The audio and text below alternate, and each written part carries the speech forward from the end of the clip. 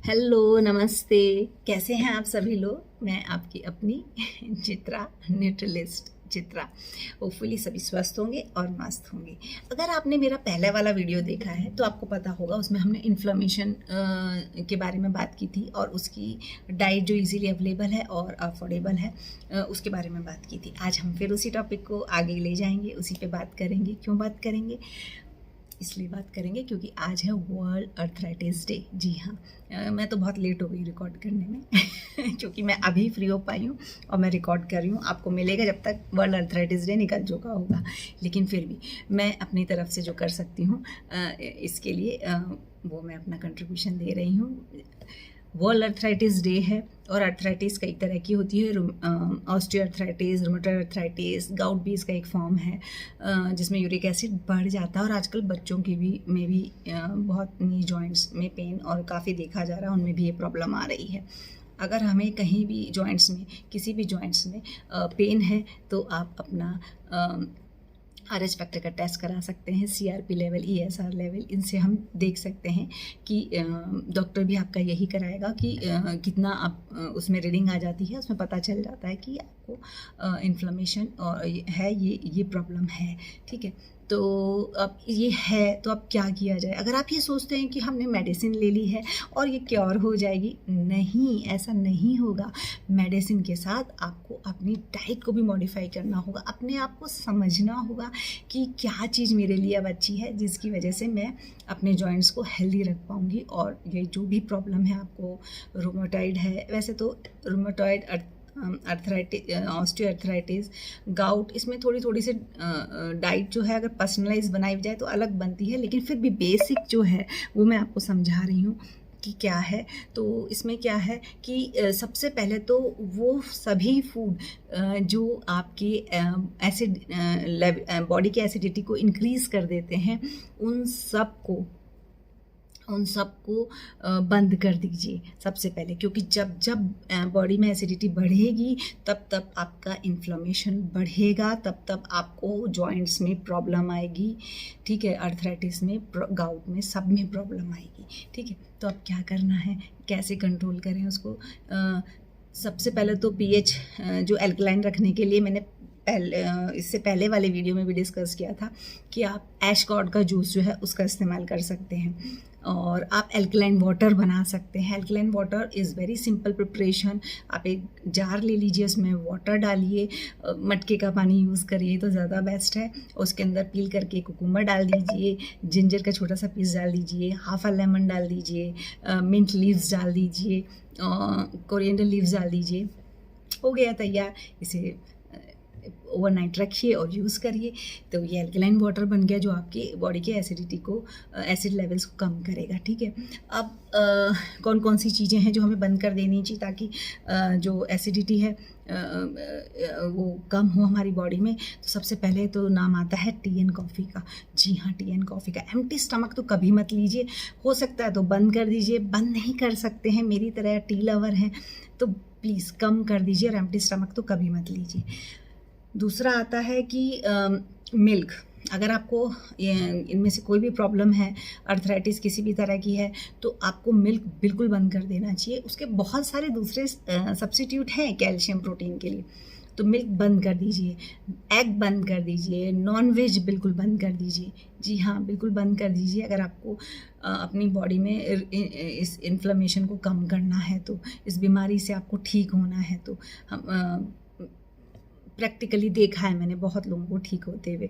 ठीक है, तो ये हो गया। और शुगर इनटेक भी आपको बहुत रिड्यूस कर देना चाहिए। और बहुत ज़्यादा इन्फ्लेमेशन है तो बिल्कुल कट करके देखिए आपको कैसे अब जॉइंट्स में आराम मिलता है, आपको पता चल जाएगा। हमने देखा है बहुत से लोगों में। ठीक है, तो और कुछ ऐसे फूड हैं जो कि आपके इसके इन्फ्लेमेशन को जो है इंक्रीज़ करते हैं, क्योंकि एसिडिटी को इंक्रीज़ करते हैं। वो कैप्सिकम हो गई, जैसे अगर आपको बहुत इन्फ्लेमेशन है तो कैप्सिकम उस टाइम बिल्कुल मत लीजिए।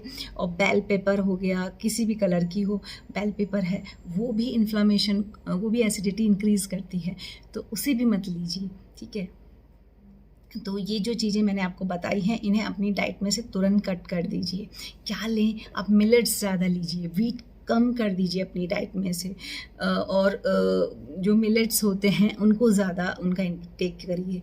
आप वेजिटेबल्स का बहुत इंटेक अपने डाइट में बढ़ा दीजिए, फाइबर रिच डाइट ज़्यादा लीजिए, सूप्स ज़्यादा इंक्लूड करिए, और जितनी भी हैवी प्रिपरेशन है वो आप लंच टाइम में लीजिए, ठीक है। लंच में आप जितना भी प्रोटीन वाला पार्ट जो मैक्सिमम जैसे हम खाते हैं दाल या सब इस तरीके से, वो आप सनलाइट की प्रेजेंस में लीजिए। और रात में जो है आप ज़्यादातर सूपी या बहुत सारी वेजिटेबल्स के ऊपर आ जाइए।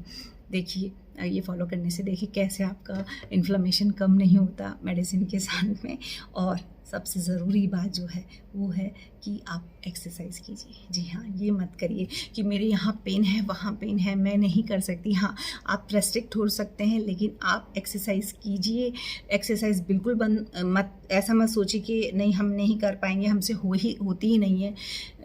ये नहीं है। एक्सरसाइज करने से ब्लड में ऑक्सीजन का लेवल जो है वो इंक्रीज़ होता है, और ये ऑक्सीजन आपके इन्फ्लेमेशन वाली मसल्स में वहाँ तक पहुँचता है और आपके इन्फ्लेमेशन को कम करने में हेल्प करता है। तो keep on exercising, keep on exercising. Exercises को बिल्कुल मत रोकिए। जिसे भी अर्थराइटिस है, किसी भी फॉर्म की अर्थराइटिस है, गाउट है, इस तरह की प्रॉब्लम है, उन्हें एक्सरसाइज करनी चाहिए। हर एक जॉइंट्स की एक्सरसाइज करनी चाहिए। अर्ली मॉर्निंग उठ के एक्सरसाइज करनी चाहिए, ठीक है। तो डाइट के साथ में आप एक्सरसाइज भी करिए। डिनर हमेशा लाइट लेने की एज अर्ली एज पॉसिबल करें और लाइट रखें, ठीक है। तो ये कुछ बातें हैं जो आपको बहुत हेल्प करेंगी। अगर आप मेडिसिन के साथ में इन सबको फॉलो करते हैं तो आपका पेन और मे बी पॉसिबल धीरे धीरे आपकी डिजीज़ भी बहुत क्योर हो जाए, आपके ESR लेवल, CRP लेवल कम हो जाए, एकदम नॉर्मल रेंज में आने लगें। सनलाइट में ज़रूर बैठिए और हमेशा गुनगुने पानी से, जिन्हें भी ये प्रॉब्लम है उन्हें ठंडे पानी से नहीं नहाना चाहिए, गर्म पानी से नहाना चाहिए। आप पॉपी सीड्स का भी, क्योंकि मैंने पहले वाले में भी ये नहीं इंक्लूड किया था इसलिए बता रही हूँ, पॉपी सीड्स का भी अपनी डाइट में इंक्लूड करिए, वो भी बहुत हेल्प करता है। और मैंने अपने पहले भी कई वीडियोज़ में जो मेरे पेज पर हैं उसमें मैंने हार श्रृंगार का जो लीफ होती है उनकी, उसका काढ़ा बताया था। वो बहुत इफ़ेक्टिव है। पर्सनली मैंने भी कई बार यूज़ किया है वो, और कई लोगों ने मेरे कहने पे जब यूज़ किया तो उन्हें भी बहुत रिलीफ मिला है। तो वो अर्थराइटिस के लिए भी वो भी बहुत हेल्पफुल है। तो आप इन सभी को जो मैंने बताया है आपको अगर आप फॉलो करेंगे तो होपफुली आपको हेल्प मिलेगी ज़रूर से।